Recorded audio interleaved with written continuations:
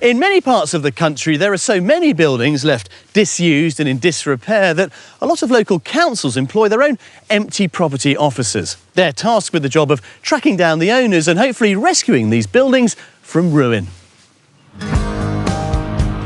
In the South London borough of Southwark, 3,500 properties lie unused in an area which has seen massive regeneration in the last decade, including the construction of what will be Europe's tallest building.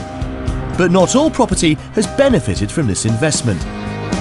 Responsibility for bringing empty properties back into use in the area falls to Celia Esimaje and Michelle Williams.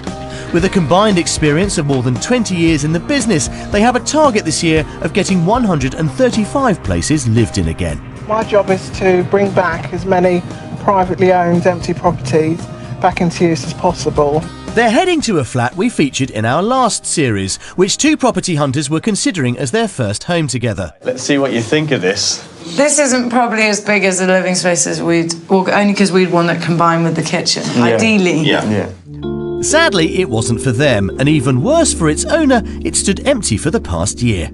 The owner contacted me about her empty property, and we worked up a scheme where the works to be done by a social enterprise charity that we work with. So they're sort of midway through the works now, and we're going to see how they're getting on.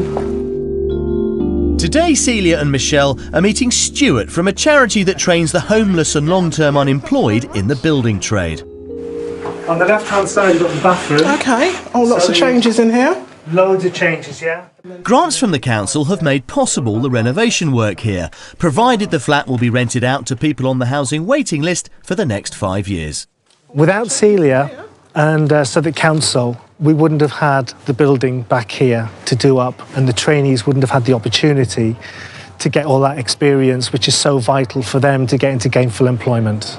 For the owner, Sharon, it's a relief that progress is being made. Celia's introduced me to all the contacts.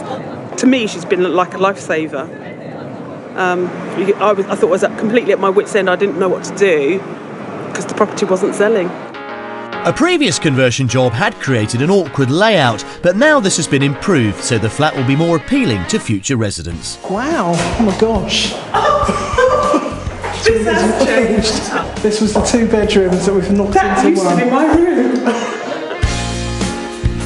I think it's going to be amazing. I think once it's decorated, it's going to be absolutely great, and I'd move back there myself tomorrow. Very soon, the flat will be ready to become a new home for a family in need. It's excellent. I think it's sort of a hit all round, really. But the main thing is the owner's pleased.